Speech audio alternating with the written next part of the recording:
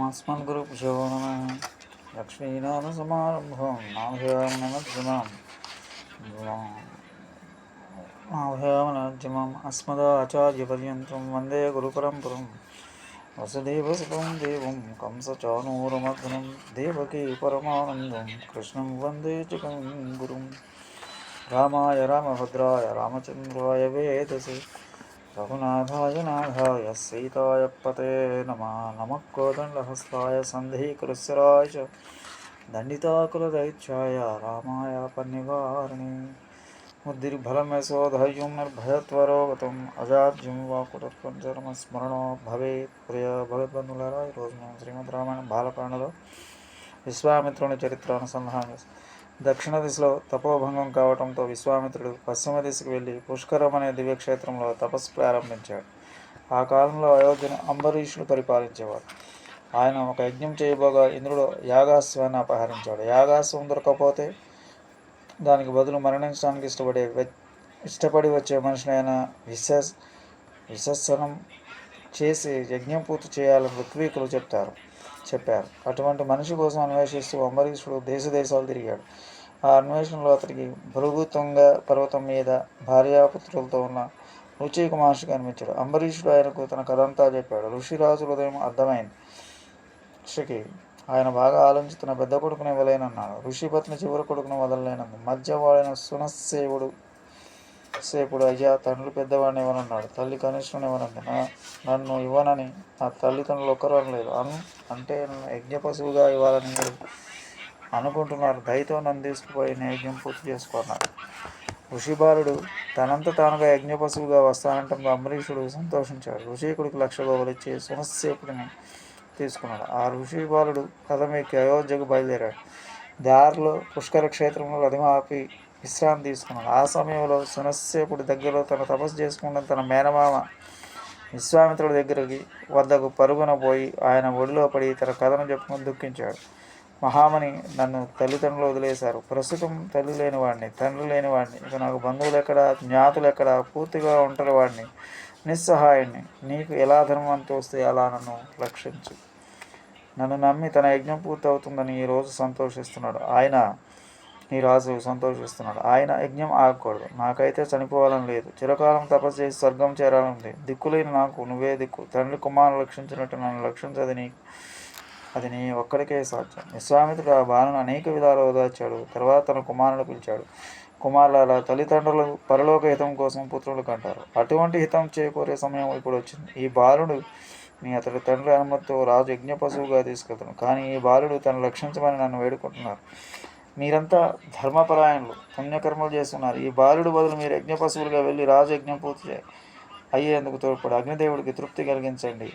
మీరు ఇలా చేస్తే రాజు తలపెట్టిన యజ్ఞం పూర్తి అవుతుంది, దేవతలకు తృప్తి కలుగుతుంది, సునస్సేపుడు బతుకుతాడు, నేను ఇచ్చిన మాట నిలబెట్టుకున్నట్టు అవుతుంది.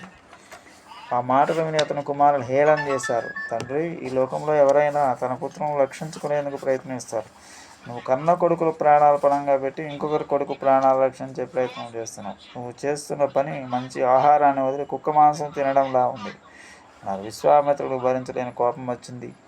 మీరు నా ఆజ్ఞను అతిక్రమించారు. అంతటితో ఆకుండా భయంకరమైన మాటలు పలికారు. వశిష్ఠుడు కుమారులు చేసిన తృణీకారం కంటే మీరు చేసిన తక్కువేమి కాదు. వారిలాగా మీరు 1000 సంవత్సరాలు ముష్టిక జాతుల్లో పుట్టి కుక్క మాంసం తింటూ బతకడానికి చెప్పించాడు. తర్వాత సునస్సేపుడికి అగ్నిని, ఇంద్రుడిని, విష్ణువును ప్రసన్నం చేసుకునే మంత్రాలు ఉపదేశించాడు. మంత్రించి రక్ష కట్టి చేయవలసింది చెప్పాడు. బాలక, నువ్వు రోజుల్లో రాజుతో వెళ్ళు. నీ ప్రాణానికి భయం లేదు. యజ్ఞంలో నీ శరీరం ఎర్రటి పూత పూస్తారు. ఎర్రటి పూలు మాలలు వేసి నేను రూపస్తంభానికి కడతావు. భయపడకుండా మనసును మనంగా ఉంచుకుని నేను ఉపదేశించిన 2 మంత్రాలు చదువుకో. దేవతలే నేను రక్షించుకుంటారు. మునిబాలుడు రాజుతో త్వరగా అయోధ్యకు వెళ్ళి యజ్ఞం పూర్తి చేసుకోమని చెప్పాడు. ఆ బాలుడు భయపడకుండా అలా సిద్ధమైనందుకు అంబరీషుకు మరింత సంతోషించాడు. వారు అయోధ్య చేరారు. యజ్ఞం ప్రారంభమైంది. దర్భలు చేసే పని తాళ్లతో సునస్సేపుని యూపస్తంభాలను బంధించారు. ఆ మునిబాలుడు భయపడకుండా ఏకాగ్ర చిత్తంతో ఇంద్రోపేంద్రులను, అగ్నిని ప్రార్థించసాగాడు. ఇంద్రుడు మెచ్చి సునస్సేపుడు దీర్ఘాయు ప్రసాదించాడు. రాజుకు ఆశించిన దానికంటే అనేక రెట్ల యజ్ఞం ఫలం దక్కింది. సునస్సేపుడు ప్రాణం దక్కింది. దేవతల అనుగ్రహం దక్కింది. అయితే కొడుకుల పట్ల క్రోధానికి వశమైనందున విశ్వామిత్రుడు మాత్రం తపోభంగం అయింది. విశ్వామిత్రుడు ఆ పుష్కర క్షేత్రంలో మరొక 1000 సంవత్సరాలు తపస్సు చేశాడు. ఆ తపస్సుకు మెచ్చి బ్రహ్మతో సహా దేవతలందరూ వచ్చారు. బ్రహ్మ ఋషిస్త మసి భద్రం తే స్వాధ్యతై కర్మభి శుభై, నువ్వు చేసిన పుణ్యకర్మ ఋషివయ్యావు, నీకు మేలుగా కానీ చెప్పి అంతర్ధానమయ్యారు. బ్రహ్మర్షి కావాలనుకున్న విశ్వామిత్రుడు ఆవరంతో తృప్తి చెందగా తిరిగి ఘోర తపస్సుకు అనుకున్నాడు. చాలా కాలం గడిచింది. ఒకరోజు మేనక అనే అప్సరస పుష్కర క్షేత్రంలో స్నానం చేస్తుండగా విశ్వామిత్రుడు ఆమెను చూశాడు. దృష్ట్వా కందర్పవసగో మునిస్తామిద బ్రవీత్, అప్సరా స్వాగతం తే స్తువసచే మమాశ్రమే అనుగృహ్ణీ స్వభద్రం తే మదనేన సుమోహితం. అసాధారణ సౌందర్యతైన చూడగానే మహర్షి కామపరవశుడయ్యాడు. ఆమెకు స్వాగతం పలికాడు. తన ఆశ్రమంలో నివసించమన్నాడు. అక్కడ తనతో కలిసి ఉండే మోహపరవశుడేమో తన కోరిక తీసి అనుగ్రహించమని అర్థించాడు. ఆమె అంగీకరించింది. మహర్షికి స్పృహ వచ్చేసరికి 10 సంవత్సరాలు గడిచిపోయాయి. ఆయన చేసిన పనికి సిగ్గుపడ్డాడు. పగలు రాత్రి అనుకుంటుండగానే స్త్రీలోత్వం 10 సంవత్సరాల క్షణాలు గడిచిపోయాయి. క్షణాల్లో తపోభ్రష్టుడయ్యానని బాధపడ్డాడు. మహర్షి పశ్చాత్తాపపీడితుడై ఉండగా మేనక వణికిపోతూ అంజలి గట్టిని నేర్చాను. విశ్వామిత్రుడు ఆమెను మృదువాక్యాలతో సాగనంపాడు. ఈసారి విశ్వామిత్రుడు తపస్సు కామం వలన భగ్నమైంది.